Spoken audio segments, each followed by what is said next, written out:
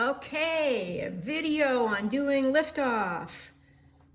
First of all, get your canvas ready. It's usually got a layer of gesso on it already, but I need to put a second layer on it so that the paint will lift off, so it gets pretty much down to white. So this is white golden acrylic gesso. It seems to work the best. It doesn't absorb the paint so much.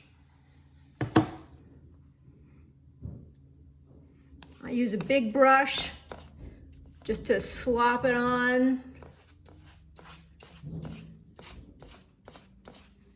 This is just canvas mounted on a board because this is a demo. I'm not really necessarily gonna aim for a finished painting here, but this is fine, especially for experiments. I like to do this, try different colors. Usually in class, we use a mixture of transparent earth red and ultramarine to go from an orange to a blue with lots of gray tones in between. But you can use all kinds of colors underneath. Probably easy if they're not super bright, because then you'll be fighting it the whole time. So something that sort of ends up being a neutral tone is probably best. The traditional, of course, is to use something like burnt sienna.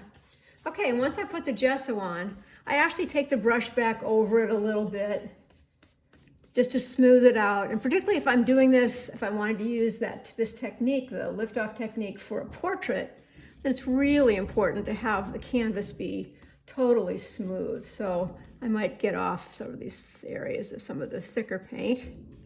And then put my brush in water immediately because the gesso, first I wipe it off with a paper towel. Get as much off as I can. And then I put it in water. This probably shouldn't go down the sink, this leftover gesso.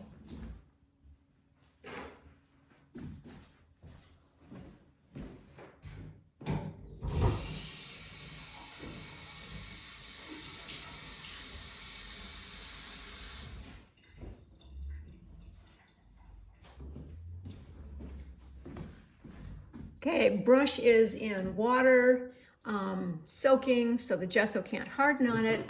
And especially if I'm gonna do something that requires a lot of detail, then I'll go back over with a fan brush and just try to get off all the lumps. One thing we don't want is stripes. You know, usually if you use kind of a herringbone pattern, it just kind of disappears, and you know, the paint that you put over this is going to cover it up. But if you have really dramatic stripes, sometimes they can show through and kind of, you know, disrupt what you're doing underneath.